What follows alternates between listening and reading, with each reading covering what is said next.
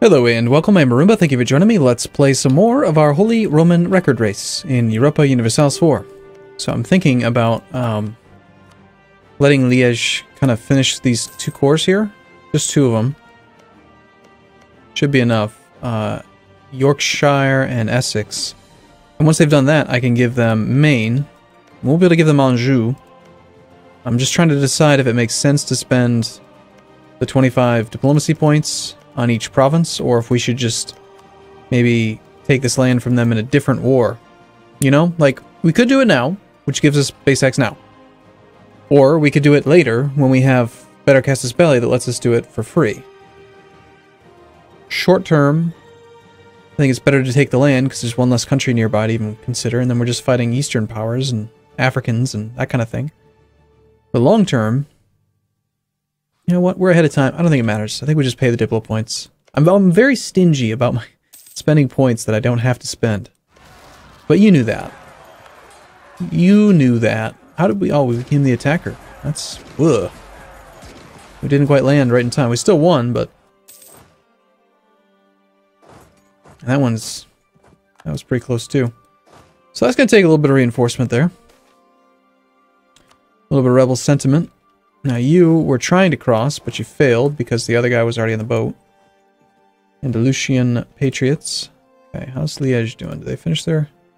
Alright, so they got a core done and done. Which means they've got two provinces, only worth 8 base tax. They could totally take Maine. You could definitely take those two. I don't want to take Poitou, unless it's my mission. It's not trying to achieve religious unity. It might actually happen. If we take land... It'll be Catholic land, and we're Catholic, so that would be fine. So France, would you be willing to give me all of these provinces? Yes, you would. So the problem is that Poitou would make us a little bit more overextended. It'd be quite cheap, only 91 administrative. It's just that... Does it make any... It would just go over. Whatever, we'll just go over a little bit further. We're already over 100%, so... Can't get that much worse by being further over. Sounds good.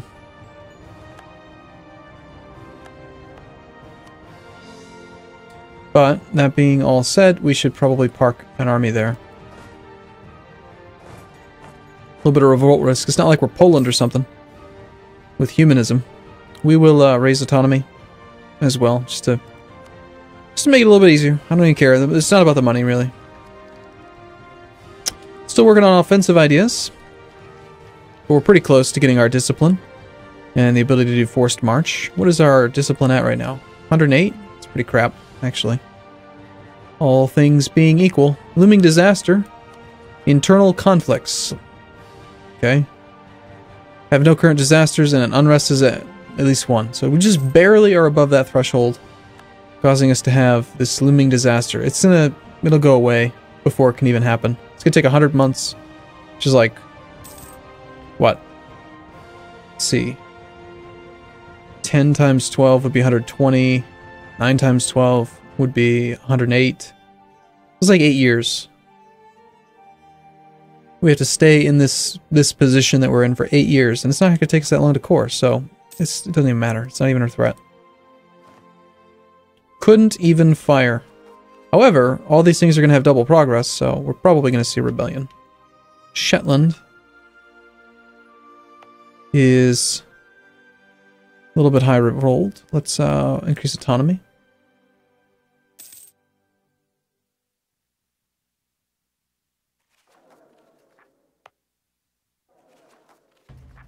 It's still gonna probably fire. Maybe not. Alentejo, Lisboa, Algarve.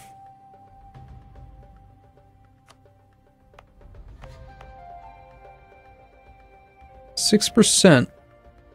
See, I'm going in both directions. I'm lowering autonomy in some provinces and increasing it in others. Just silly. Badajoz. We will increase autonomy. Salamanca, we will just increase the autonomy.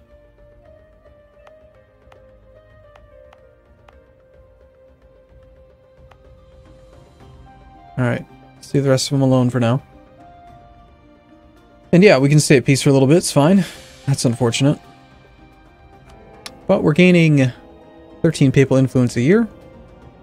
So we'll be able to buy back some stability in a couple of years. Another rebellion.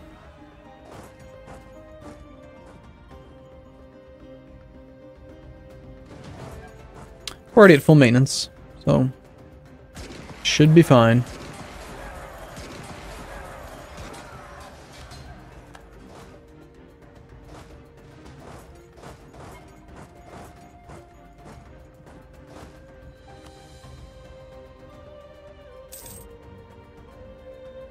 Okay, looming disaster again. Just gonna check on it every now and then. 140%, and we're looking at February of 1630. These problems go away. So about a year and a half. Apparently we just died. My gosh. When it rains, it pours. Didn't I just deal with a Regency Council? Or was that another campaign? I can't recall. God, I hate Regency Councils. Just hate them. Tons of force limit. We've got 27 ducats a month in income. Let's raise some more legios.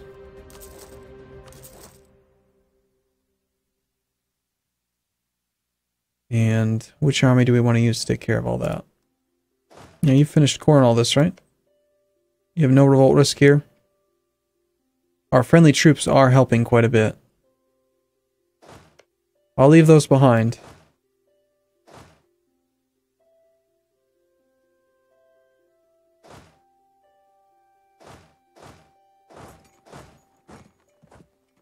Where is our navy?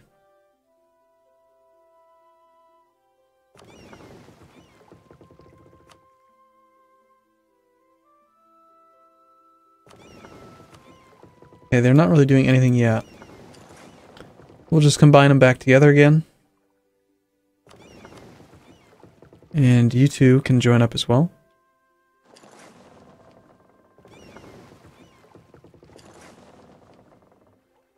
We'll just kind of take care of rebellion for a little tiny bit.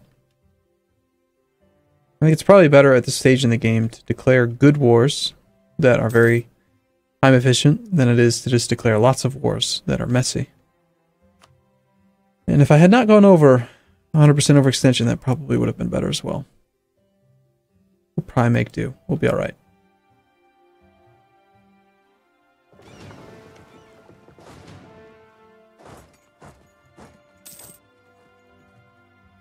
How many transports do we actually have in there? 50. That's pretty good.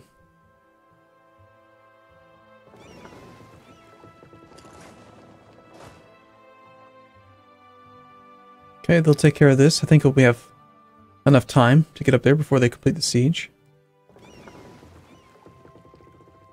I do think that they should update it so that the ships will actually dock, if they can, instead of always staying in the water. Okay, we'll grab our best leader, which is not that great, a 6-3. And we'll pull him up to Hector. Supply limit 44, shouldn't be too much attrition. And we'll march over. Oh my gosh, we actually achieved religious unity, which means that this thing can't progress. Next mission, the defenses of Iglino. You know, we could actually use that right now. Just had an event that lowered it by 20.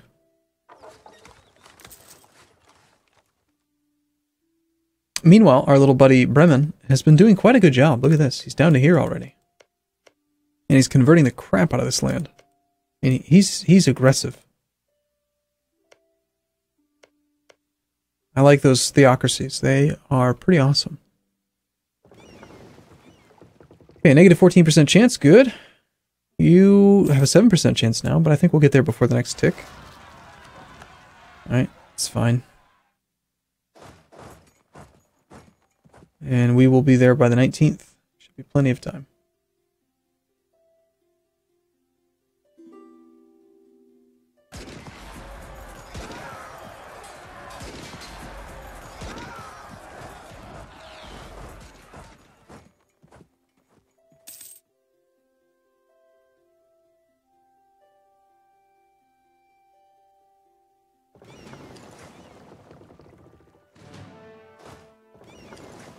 Okay.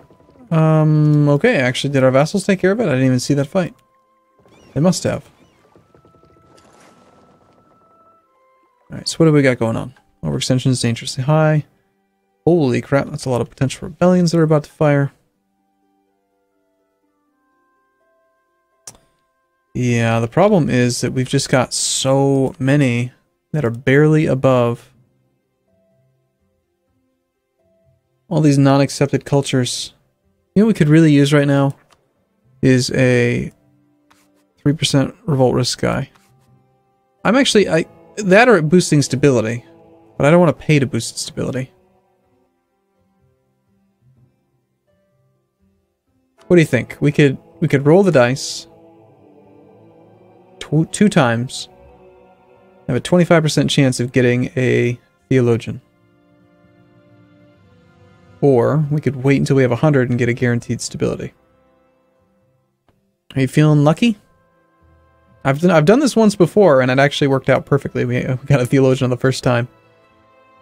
Do you feel lucky? I feel kind of lucky. I feel lucky. Click. Theologian. Yes. Oh, look at that. They're all at 60%. See how they're gray? Well, most of them, a bunch of them are gray now.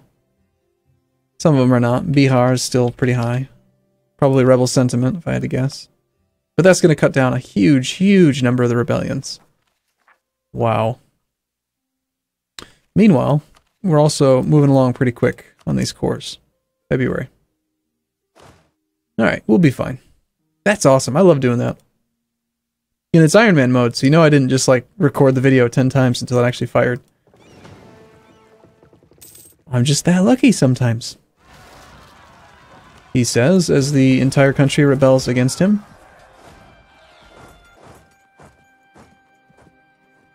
Genoa's still dealing with some stuff.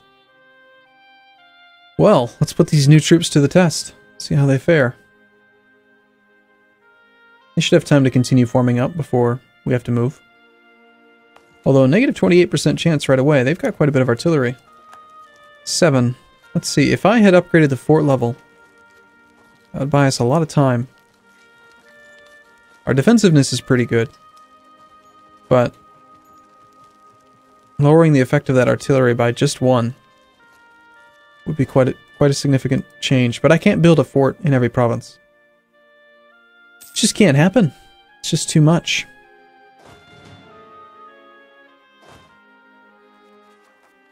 Alright, let's just get through to February. Let's go speed 4. And we're gonna have to go now. It's not a complete army. Lacking some of the artillery that's usually built last, but should be fine. That is a big front row.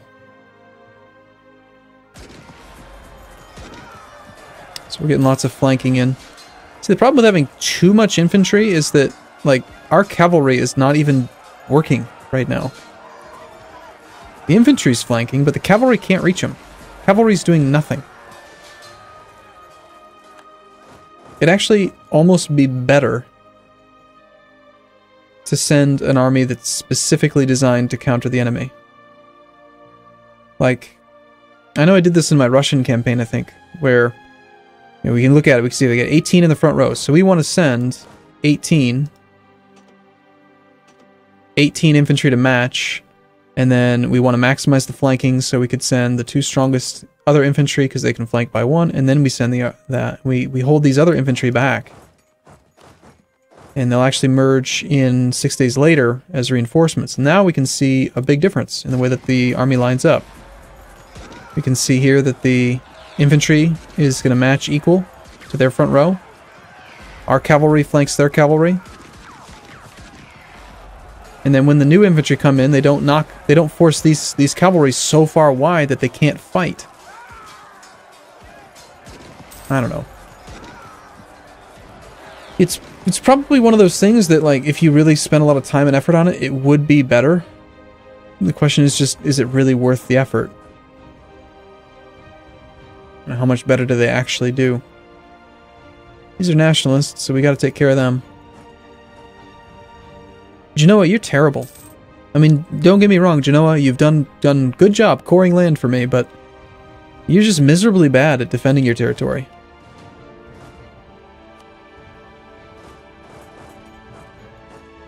Form maneuver, offset the river.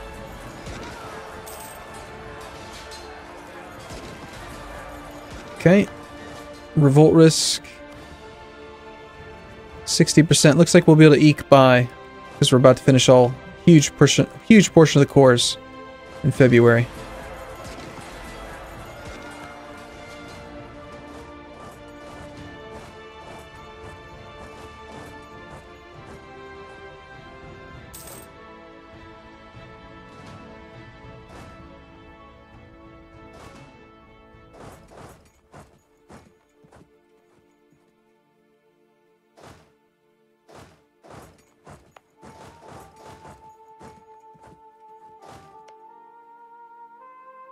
Okay.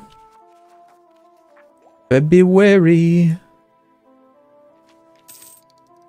I want that discipline. What policies are we going to be able to enact? Religious ideas? Nah. Diplomatic? Blech. Subject force limit contribution. Unified Army Command. Well, if we wanted more troops than we could ever know what to do with, more force limit rather, that would be the way to do it. Wars. Great. Still have a chance of the Moroccan guys. Tangier still wants to rebel. 3%. All coming from overextension.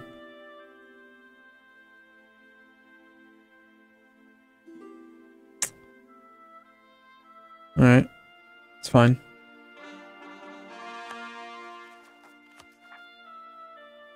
And you'll be done in June. Okay, well we got through that. Wasn't too bad. France, do you just really have, I mean you've got colonies, right?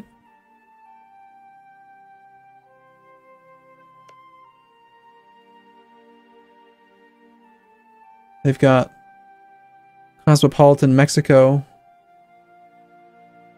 Dominica, and French Canada, but as a country, France is looking pretty small. I don't even see them down here. I'm wondering, if we actually do full annex them in the next war, could we potentially gain all 3 colonies? I would be so happy if that happened. As long as this stays their capital, I know they won't have any other territory. Okay, well, fortify Bashkir. Yeah, we'll do that one. Not only do we get the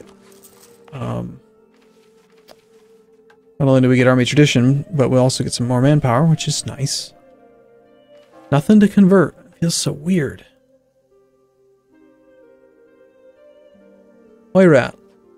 Truce until 1630. Oh gosh, it's here. June of 1630. Well, I know which war we're going to declare next.